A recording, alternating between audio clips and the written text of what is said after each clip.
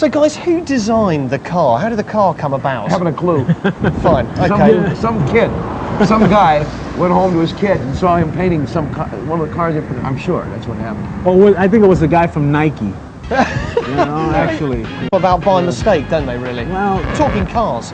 Well, the power of television. You put anything on television, I don't care if it's Beauty and the Beast, and somebody's going to say, I love that guy with the hair lip, you know, and with all the hair. You know, you put a car on television, you paint it red and put a stripe on it. Without television, it's nothing. You know? I thought it was a stroke of genius that they picked a red and white car for 2 undercover detectives.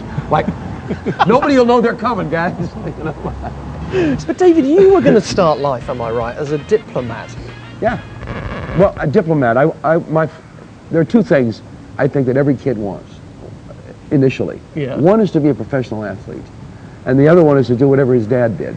Right? I mean, those are the 2 kind of hero things. So my father worked a great deal internationally. He worked with, he was a teacher and a pastor and a foreign service character. And I grew up in Berlin.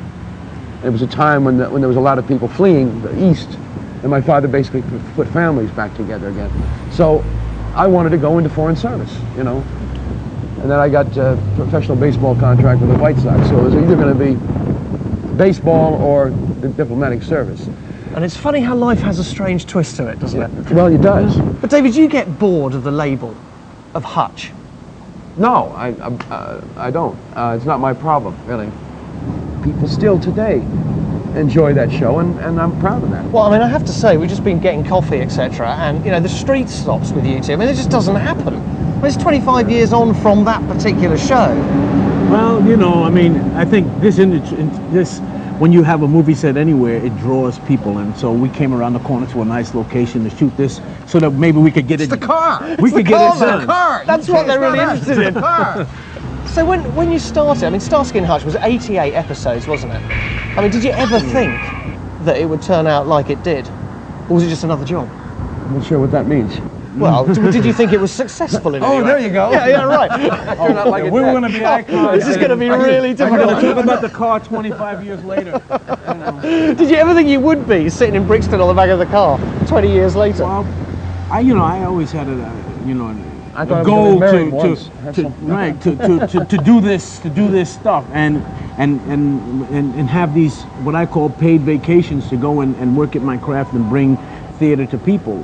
But you know, it was a job then, and just like this production we're involved here in Brixton is a job, you know, but it happens to be a job with a friend and an artist, and we're very blessed and happy to be taking theater to the community. So you've been here in Brixton doing The Dead Monkey. Yes.